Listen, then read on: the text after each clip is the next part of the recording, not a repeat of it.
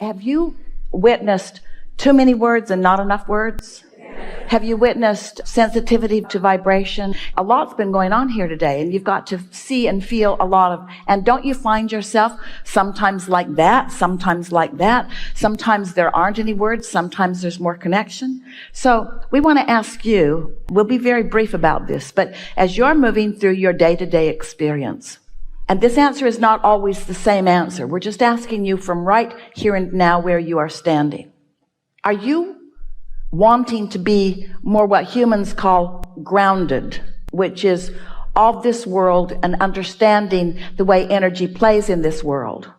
Or are you wanting to leave your physical grounding and escape or move to the higher energies?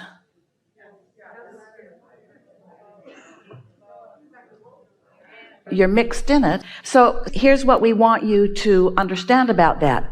You are here in these bodies for a reason. And you cannot be other than grounded because you are here in this physical body where there are things for you to explore. We want you to embrace your, what you might want to call groundedness. If you can't take those energies and focus them into something that feels meaningful to you here in this body, you're missing the point of being here in this body. You're not here to prove something. You're not here to fix something. You're not here to undo something. You're not here being tested. You're magnificent creators in the most delicious environment in which to create. Because here, on this leading edge, creative genius that you are, your thoughts turn to things. Your thoughts turn to experiences and to sensations and to the manifestations of emotions. Your thoughts turn to evidence of things. Your thoughts turn to material things, to experiences. You are here on this leading edge because you are a physical being in physical environment who have intended to have physical creations. And all of this conversation about energy can sometimes lead you into a place different than what you intended. In other words, when you calibrate yourself to the vibration of your inner being, you know what your inner being is thinking about? Life on planet Earth. When you calibrate yourself to your inner being, you know what your inner being is thinking about? Things that you've been asking about that are physical in nature that you put into your vortex. Your inner being is thinking about your financial remuneration. Your inner being is thinking about your relationships with your girlfriends and your boyfriends. Your inner being is thinking about your relationships with your children and your employers. Your inner being is thinking about the things that you're inventing and discovering. Your inner being is thinking about your rendezvous. Your inner being, hear this, is thinking about what pleasure you might have in this moment as you allow yourself to rendezvous with the things that you have put into your vortex. So when we talk to you about physical and non-physical inner being and you, when we talk to you about your emotions, when we talk to you about your point of attraction, your true point of attraction, which is where your inner being stands, we do not seek to split you up. We seek to bring you together. But when we bring you together, when you come into vibrational concert with your inner being while you're here in this physical body, do you know what that concert of you and you is focused upon? Life on planet Earth. It's about living with each other and loving each other and acknowledging each other and uplifting each other. It's about seeing the things that make you feel like you want to praise them. It's about happy. It's about evolution. It's about expansion. It's about more. It's about color. It's about brightness. It's about sound. It's about music. In other words, don't let yourself think that all of this conversation that we have, while it's spiritual in nature and vibrational nature, don't let it distract you from the importance of you being here in this physical body.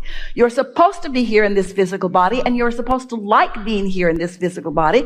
You're supposed to like your physical body. You're supposed to feel honored about being physical in this time and space.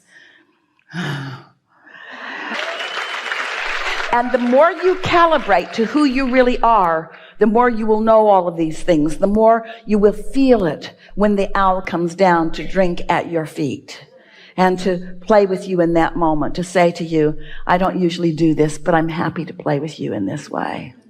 I look back at the conversations we've had over the years, and I look at the motivations behind a lot of the questions, and I call the beginning, I was an action junkie. And I was really involved in throwing myself into things. Did you hear our preparation for this conversation with you just now before you came up here? Because we don't want you to be an action junkie, but we want you to be a physical junkie. Exactly. We want you to be addicted to your physicality. We want you to want the evidence of your spirituality to show up through your physicality. Definitely. Yeah.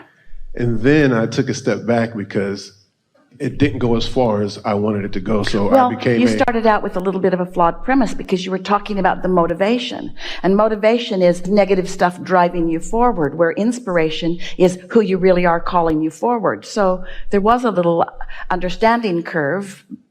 Touche. Yeah. And the motivation was to create. The inspiration was to create. And then I became a more deliberate thinker of how I was going to create. Did you take pleasure from your thoughts? Absolutely. So much pleasure from your thoughts that you could almost just bliss out on thinking. But the problem with that is those thoughts are going to turn to things. They're going to turn to things. Because you live in a physical world. And the more that I've discovered and entertained this idea of creation, I've resigned to accepting the contrast. That's what we were reaching for. That's everything that we were saying just now before you came up here. We want you to resign yourself to the inevitability of your success. And I've misappropriated the thinking and the action. You were calibrating. You weren't misappropriating. You were calibrating. In terms of, I thought I was supposed to be doing step 2. We know. We know. And the action was in step 1. And do you know what words we've found that speak to that in a really easy to integrate and teach way? We've been saying, feel the awesome power of non-resisted thought. Yes. Because that's what your inner being feels. Feel the awesome power of non-resisted thought. And then we tweaked it just a little bit. Feel the awesome pleasure of non-resisted thought. Because you are not the one that gathers the power and then throws it over there to make things happen. So the action and the thought now are this relationship with source and taking the pleasure in being an inspired translator of thought, or being fully within my body as I run or take part in activity, instead of using those to manually manipulate reality to think I need to construct it myself. See, that's the difference that Esther discovered too. It's the difference between seeing herself as getting out into the next segment and making it be the way she needs it to be in order for it to be the way she wants it to be, and accomplishing the vibrational shift in herself and the law of attraction, then bringing to that shifted self those things. Absolutely. She likes the picture of Wizard of Oz, and you remember the good witch that came in a bubble? Mm-hmm. So Esther likes that picture of herself in that bubble. She's wearing a different dress. I would be too. And moving out into the world is that powerful point of attraction. Yeah. Do you know you've got it? Do you know that you've got it? Yeah. And in it, I have a vision for self. I am a powerful attractor of clarity, a facilitator. Every word of you're clarity. saying is so on point. Every word you're saying is so on point. My life is going really well. And as I still have that vision, a question is, I'm deliberating between how I focus and calibrate in that step 3, step 4, step 5 space of, do I focus on the integrity and the feeling of the vision that I have? If it feels really good. I can go into specifics deeply on that. Go into as many specifics as you can go into while it really feels good, because the feeling good is the operative word. And if you go too far, it won't feel so good, so then back off. Because if you go too far, you're introducing resistance by specifics that you haven't worked the bugs out of yet. And I can feel that. Yeah.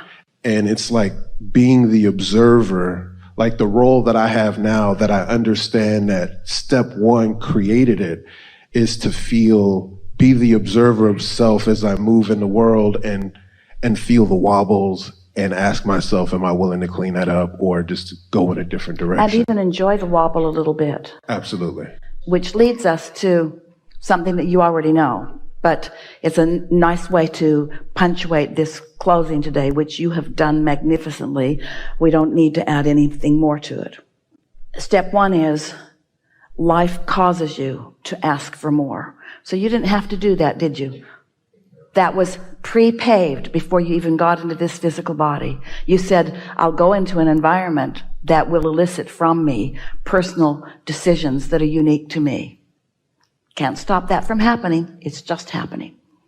And then step two happened, not your work, as you came to understand fully. Step two is source and the law of attraction responded to your vibrational requests and then began gathering and have gathered the cooperative components.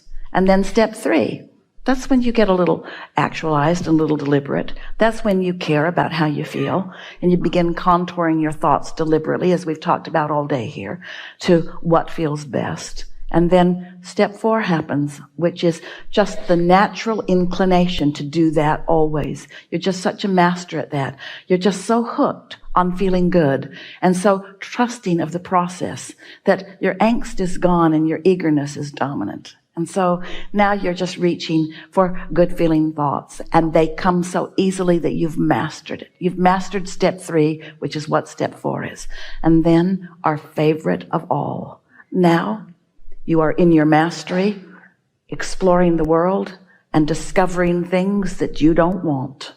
And they're not bothering you one bit, because in your knowledge and mastery, you know you need not choose one thing that you do not want. You understand the power of your focus. And so if there's something that you don't want and you know it because it feels bad when you focus upon it, you look briefly and then you divert your eyes and your attention to something that feels better. So in step five, you're in control of your vibration, embracing variety, liking choices from the buffet, but wise enough to know that you need not linger someplace you don't want to be. And if you don't, there will be no vibrational attachment on your part. Step five is such a delicious place to be. I love step five. Would it be fair to say that step three is more conditional than the unconditional step five?